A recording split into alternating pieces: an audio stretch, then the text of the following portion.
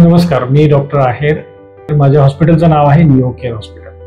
आता आमच्याकडे खूप कमी वजनाची बाळं NICU मध्ये ऍडमिट असतात. जसे की बाळाचं वजन 1 किलोपेक्षा कमी असतं आणि हे बाळ कधी कधी 2 महिने किंवा 3 महिने सुद्धा NICU मध्ये ऍडमिट असतात. आणि हे बाळ घरी गेल्यानंतर बाळाची आई त्या बाळाची पूर्णपणे काळजी घेणार असते, कारण हॉस्पिटलमध्ये असताना नर्सेस डॉक्टर सगळे त्या बाळाकडे बघत असतात. परंतु ज्या वेळेला हे बाळ घरी जातं त्यावेळेला ही पूर्ण जबाबदारी त्या बाळाच्या आईवरती येते. आणि अशा परिस्थितीमध्ये बाळाच्या आईचं मानसिक आरोग्य जर चांगलं असेल तर ती बाळाला चांगल्या प्रकारे ट्रीटमेंट म्हणजे घरी हाताळू शकते. कारण जर बाळाच्या आईची मानसिक परिस्थिती जर आनंदी असेल तर ती बाळाला चांगल्या प्रकारे स्तनपान करू शकते, बाळाची चांगली काळजी घेऊ शकते.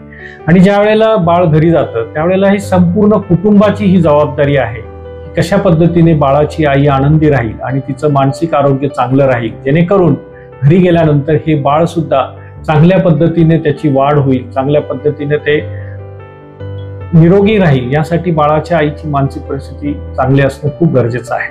तर अशा याला आपण काय करू शकतो, तर बाळाला आणि आईला एका स्वतंत्र खोलीमध्ये जर ठेवलं आणि जास्त लोकांनी त्या बाळाजवळ न जाता त्या बाळाला आणि आईला जास्तीत जास्त वेळ दिला तर जी काही कांगारू केअर आम्ही हॉस्पिटलमध्ये घेतो ती आई घरी सुद्धा करू शकते. आणि असं नाही की बाळाची कांगारू केअर ही फक्त आईनीच घ्यायची, त्याच्यामध्ये वडिलांचा सुद्धा हातभार लागला पाहिजे. बाळाचे वडील सुद्धा घरी गेल्यानंतर कांगारू केअर बाळाला देऊ शकतात, जेणेकरून त्या बाळाच्या आईला थोडा आराम मिळेल, थोडा तिला आल्हाददायक वातावरण राहील. तर ह्या सगळ्या गोष्टींची काळजी पूर्ण कुटुंबानं घेणं खूप गरजेचं आहे.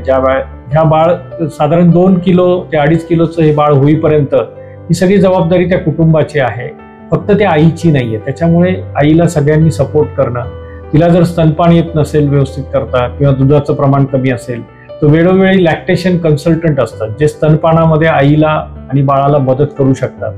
अशा डॉक्टरांकडे सुद्धा आम्ही कधी कधी बाळाच्या आईला पाठवत असतो, जेणेकरून बाळाला आईचं दूध पूर्णपणे मिळेल.